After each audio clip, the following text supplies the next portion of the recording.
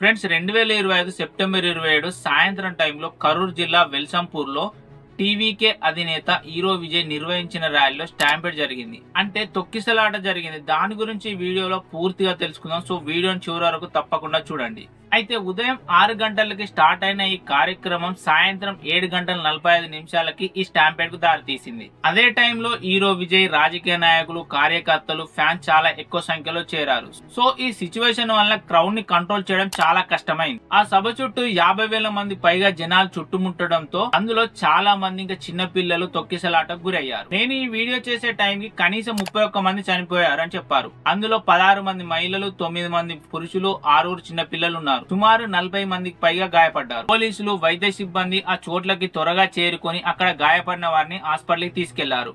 ఇంకా తమిళనాడు ముఖ్యమంత్రి అయిన ఎంకే స్టాలిన్ సహాయ చర్యలు తొందరగా చేపట్టాలని ఆదేశించాడు. ఆ జిల్లా కలెక్టర్, ఆరోగ్య శాఖ మంత్రి ఇంకా ఇతర రాజకీయ నేతలు ఆ సంఘటన స్థలాన్ని సందర్శించారు. ఇంకా ప్రధాని నరేంద్ర మోడీ బాధిత కుటుంబాలకు సానుభూతి ప్రకటించి గాయపడిన వారు త్వరగా కోలుకోవాలని చెప్పాడు. ఇంకా అలానే అక్కడి గవర్నమెంట్ బాధిత కుటుంబాలకు 5 లక్షల ఎక్స్గ్రేషియా ప్రకటించింది. అయితే ఈ ర్యాలీ నిర్వహించడం ముఖ్య కారణం ఏంటంటే 2026లో జరగబోయే ఎలక్షన్స్ కోసం పార్టీ ప్రచారంలో భాగంగా ఈ మీటింగ్ ని పెట్టారు. ఈ మీటింగ్ లో హీరో విజయ్ డిఎంకే మంత్రి సెంథిల్ బాలాజీపై విమర్శలు చేశాడు. అదే టైంలో ఈ తొక్కిసలాట అనేది జరిగింది. అయితే ర్యాలీ కేవలం 10,000 మందితో నిర్వహించడానికి పర్మిషన్ ఉన్నప్పటికీ 50,000 మందికి పైగా జనాలు వచ్చారు. సో క్రౌడ్ ఎక్కువడం వల్ల ఈ స్టాంపేడ్ అనేది జరిగిందని అంటున్నారు. ఇంకా వేదిక చుట్టూ బ్యారికేడ్లు, సెక్యూరిటీ, వాలంటీర్స్ ఉన్నా కూడా జనం ఎక్కువడం వల్ల ఈ తొక్కిసలాట అనేది జరిగింది. అయితే స్టాంపేడ్స్ అనేవి ఎందుకు జరుగుతున్నాయంటే గవర్నమెంట్ రూల్స్ కి వ్యతిరేకంగా ఓవర్ క్రౌడ్ తో సభలు నిర్వహిస్తున్నారు. చేయడం వల్లనే ఈ స్టాంపేడ్స్ అనేవి జరుగుతున్నాయి.